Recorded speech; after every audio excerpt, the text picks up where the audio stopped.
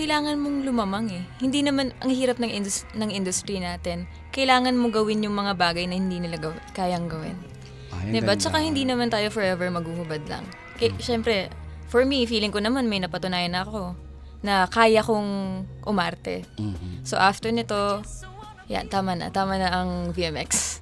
The more films you make, the more you learn kasi you'll never stop learning, lalo sa mga nakakasama mo, di ba? Hindi mo pinagsisisihan. Halimbawa kasi syempre, di ba, dahil nagubad ka na, nakita na siya sa internet, yung mga nakapanood sa'yo. Ayun nga, kasi nga, siguro I think it's time na tigilan na natin yung mga ganyang mentality. Kasi bakit kapag sa ibang bansa naguhubad, bilib na bilib sila? Pero kapag nandito sa Pilipinas, dirindire. Stop na.